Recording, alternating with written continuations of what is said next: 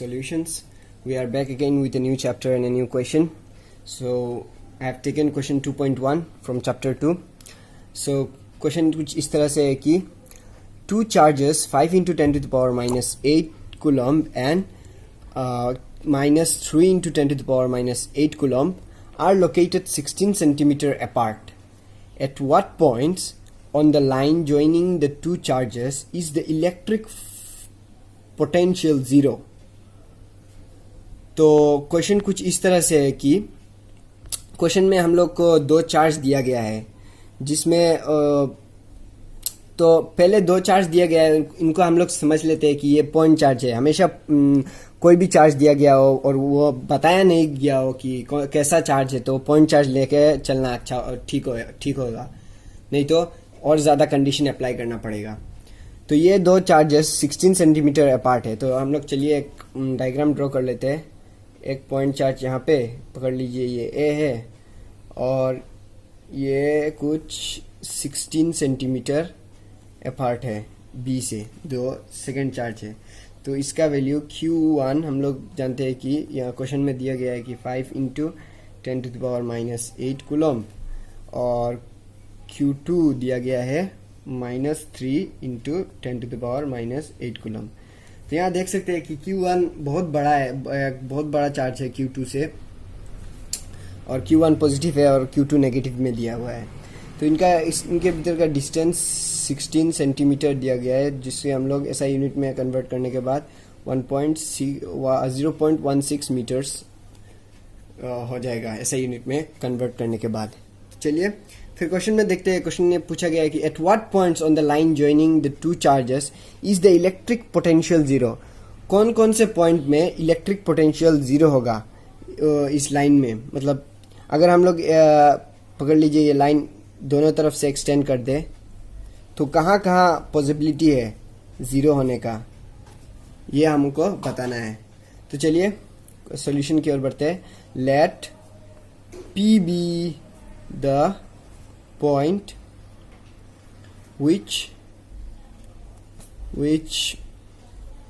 the potential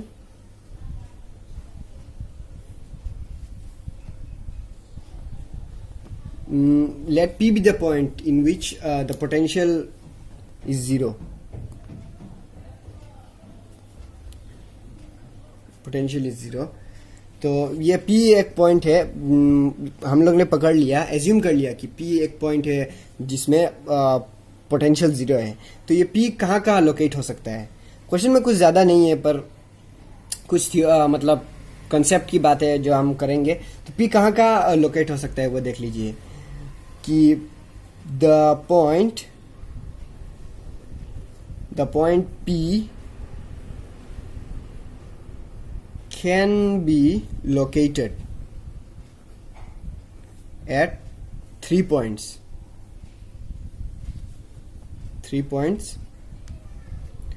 on the line joining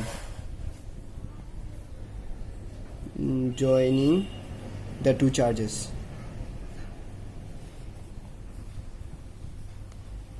मतलब P 3 points में होगा इस लाइन में जो ज्वाइन कर रहा है ये दो चार्जेस.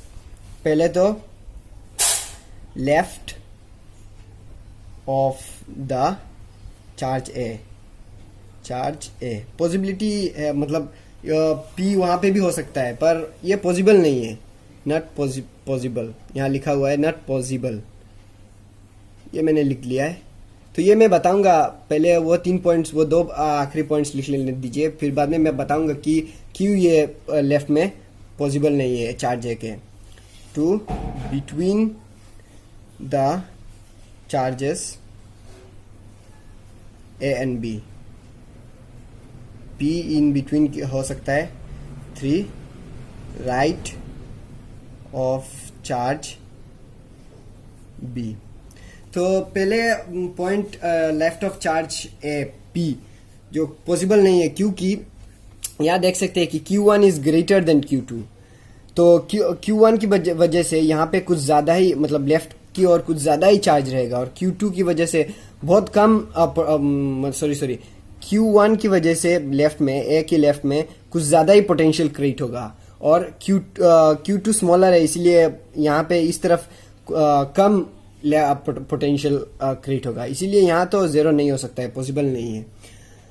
और अगर राइट की ओर देखें तो Q2 नेगेटिव है, पर उसके आसपास मतलब B के पास ज़्यादा पोटेंशियल होगा, और जो कि Q1 बड़ा है Q2 से, इसीलिए उसका भी पोटेंशियल यहाँ पे सिमिलर हो सकता है इस राइट साइड में, इसीलिए वहाँ भी पॉइंट मतलब B के राइट में पॉसिबल है कि कहीं मतलब इलेक्ट्रिक पोटेंशियल ज़ीरो हो जाए। और A और B के मतलब बीच में, मतलब मिडल में, बिटवीन A और A एंड B 100% श्योर है कि एक पॉइंट में इलेक्ट्रिक पोटेंशियल ज़ीरो मिलेगा। तो चलिए केस 1 की ओर कर लेते हैं। तो ये तो पॉसिबल नहीं है, इसीलिए इसको छोड़ देंगे हम लोग, इन दोनों केस को करेंगे। तो केस 1 ले लेते हैं। Case 1, when the point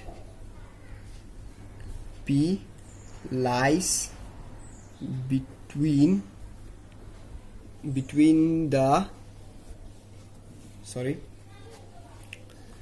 when the point P lies between the charges A and B तो शायद ये प्लेसमेंट ठीक हो गया, थोड़ा हिल गया था, सॉरी उसके लिए। तो ये अगर हम लोग देख लेंगे कि ये अगर ये charge in between A and B के मतलब लाई करेगा तो कैसा होगा। तो हम लोग जानते हैं कि यहाँ पर हम लोग को प्रूफ करना है कि इलेक्ट्रिक पोटेंशियल ज़ीरो होना चाहिए एक पॉइंट में। तो A potential at A plus potential at B is equal to zero. तो ये हम लोग जानते हैं कि के टाइम्स होना चाहिए था, मैंने प्लस दे दिया, के times charge on A by distance. उससे पहले हम लोग पॉइंट पी को डोनेट कर लेते हैं यहाँ पे। Point P let P B यहाँ पे पी बी एक पॉइंट यहाँ पे जो एक्स डिस्टेंस है बी से। तो इसका मतलब ए से कितना डिस्टेंस होगा, 0। तो ऐसे इतना होगा कि 0.16 माइनस ऑफ एक्स, इतना होगा डिस्टेंस ए से। तो चलिए यहाँ पे डिस्टेंस बिटवीन मतलब distance between A and P, तो 0.16 माइनस ऑफ एक्स, तो प्लस फिर से के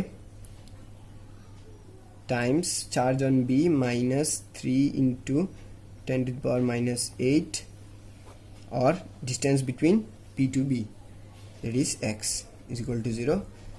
तो यहाँ पे हम लोग कॉमन ले सकते हैं k और 10 to the power minus 8 को, तो कॉमन ले लेते हैं k into 10 to the power minus 8 और बचेगा 5 by 0.16 minus of x minus 3 by x is equal to 0।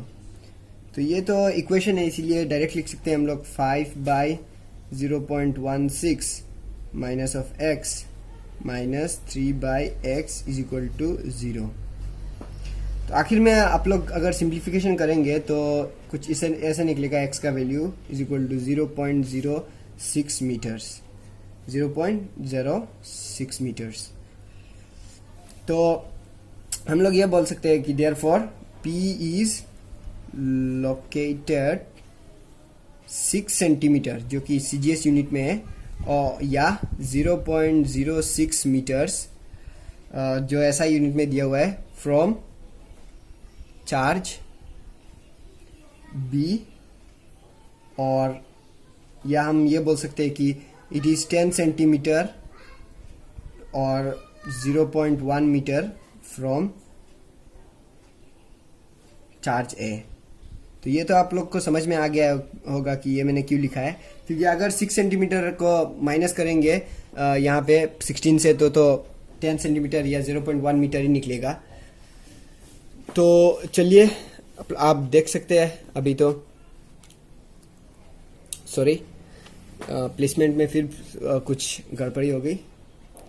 तो अगर स्क्रीनशॉट लेना चाहते हैं तो ले लीजिए। तो नेक्स्ट में चलते हैं हम लोग। तो सेकंड केस लेके चलेंगे हम लोग। उसके लिए पहले सेकंड केस लेके चलते हैं। सेकंड केस के लिए पहले हम लोग फिर से एक डायग्राम ड्रॉ कर लेते हैं। हाँ, वहाँ चार्ज ए, अभी हम लोग चार्ज डायरेक्ट तो नहीं लिखेंगे पर एक रफ डायग्राम ड्रॉ कर लेते हैं।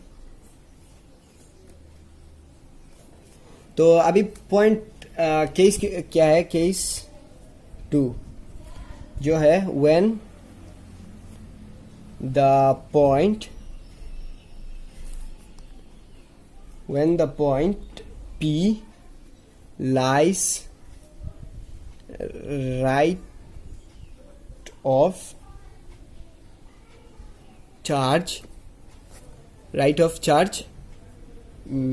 B।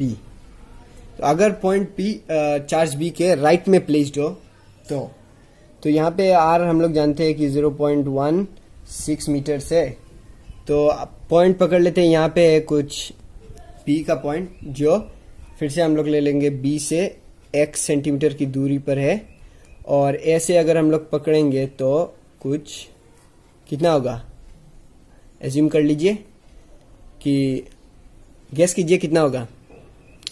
तो ये होगा 0.16 प्लस ऑफ x, क्योंकि ये डिस्टेंस और ये डिस्टेंस हम लोग को ऐड करना पड़ेगा तभी डिस्टेंस निकलेगा A to P। तो चलिए सॉल्यूशन की ओर बढ़ते हैं। सेम ही होगा वो उसके जैसा। पोटेंशियल हम 0 ले लीजिए, तो उसका potential potential at A plus potential at B is equal to 0। तो फिर से वही कैलकुलेशन, अब तो मैथ्स का कैलकुलेशन ही है। Charge at A by distance between A and P जो अभी है 0.16 प्लस ऑफ x, पहले माइनस ऑफ x था, plus of x, plus k into -3 into 10 to the power -8 by x is equal to 0। तो हम लोग जानते हैं कि आगे आप फिर उसके जैसे ही पहले कॉमन ले लीजिए k और 10⁻⁸ को, और लिख लीजिए 5 बाय 0.16 प्लस ऑफ x जो बचेगा कॉमन लेने के बाद, प्लस सॉरी प्लस नहीं होगा यहाँ पे माइनस हो जाएगा, -3 by x is equal to 0। Oh shit, sorry इस मिस्टेक्स कुछ ज़्यादा ही हो रहा है। तो चलिए अभी सिंप्लीफाई कर लेते हैं। 5 by 0.16 plus of x minus, यहाँ c जैसा दिखाई दे रहा है पर ये x है, 3 by x is equal to 0। तो अब सिंप्लीफाई करने के बाद कुछ इस तरह से आएगा, x is equal to 0.24 metres. तो केस 2 में अगर पॉइंट P राइट की ओर होगा चार्ज B के, तो वो चार्ज B से 0.24 मीटर्स अवे होगा, वहाँ पे उसका पोटेंशियल, इलेक्ट्रिक पोटेंशियल 0 आ जाएगा। तो चलिए यहाँ पे लिख लेते, therefore P is located 24 centimetre जो CGS यूनिट में है, और 0.24 मीटर्स जो कि SI यूनिट में है, फ्रॉम चार्ज B, और A से कितना दूरी तक होगा, वो 40 सेंटीमीटर और 0.4 मीटर अवे होगा from charge A। So hope आप सबको समझ में आ गया होगा। Thank you.